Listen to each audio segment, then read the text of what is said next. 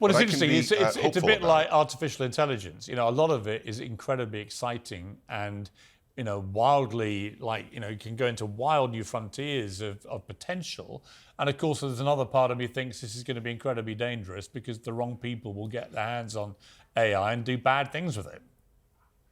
Yeah, so that's a very important observation to make, because the press that AI is getting today leads people to think that all AI is bad, when in my field we've been using AI for decades at some levels or another, and every next power of AI that comes online, we absorb it because we let it do the work. I don't want to do the work. Right, I have other things I can do.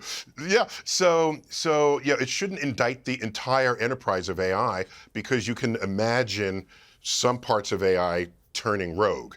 So with space, yeah, I want space to be peaceful. Think about it. In the International Space Station, it is a joint project with Russia and the United States and other countries. So if countries can't get along on Earth, do you expect astronauts in space to say, okay, separate, don't talk to each other because our leaders can't get along?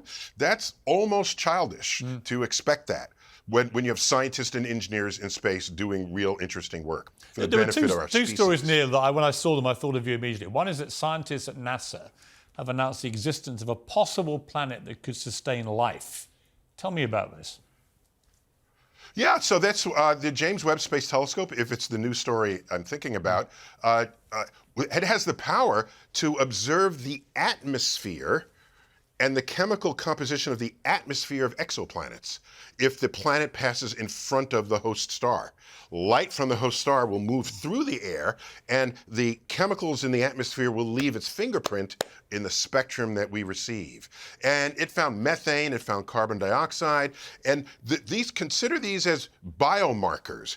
If there's evidence of life on the surface, if there's life on the surface, it may manifest in the chemistry of the atmosphere.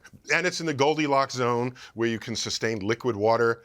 Too close, the water evaporates. Too far, the water freezes. Everywhere there's liquid water on Earth, there's life. If not fishes, then there's microbial life. So NASA's mantra is follow the water if you want to find life. And I'm ready for the list of planets to go to. We'll rank them based on these kinds of evidence. Right. To say, if we want to have a second Earth or move somewhere, let's try this one first, and then the next one, and then the next one. Because plenty of the exoplanets would be fully inhospitable to life as we know it. Fascinating. The other thing was UFOs. So the US Congress convened this panel about unidentified anomalous phenomenon, UAPs, to try and work out what we do and don't know. At the same time, as we're speaking, this is freaky, but as we're speaking, apparently the Mexican Parliament, someone's just produced images of alien corpses in the Mexican Parliament and said they're alien corpses. So I guess my question for you, Neil, is do you believe that there are loads of aliens out there? Do you believe that governments perhaps know more than we do? And should we be fearful about this? Yeah, so first of all, those are not images of alien corpses in Mexico.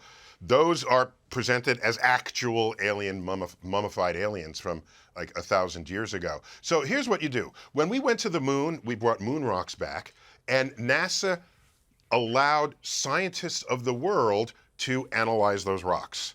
It shared samples with everyone, rather than give it to only one lab. So if those are actual mummified aliens, found in Mexico or wherever they were, I overheard the press conference, they said they carbon-14 dated it. It has 30% overlap DNA with humans. If those are aliens, that would be amazing. But in science, you need verification from independent sources. So what they should do, as we know from mummies, there's still a soft tissue in the mummies. If he carbon-14 dated that, I don't know if he did it on the soft tissue or on the bones, but my point is, you share the data with other laboratories. And when you have agreement among what is measured, then you can talk about it as a discovery. But the press loves chasing singular stories by one laboratory that says no one else has this, but we do. You all just run to that and report it like it's the truth. So, but science is not established by single measurements or observations. You have to verify. Are you saying we tend to sensationalize these things, Neil? No, did I say that? Yes, you did. Yes, you did. Let's take a short break. I want to come back and talk about your brilliant new book, To Infinity and Beyond, and about vegans and about God. Maybe not even in that order.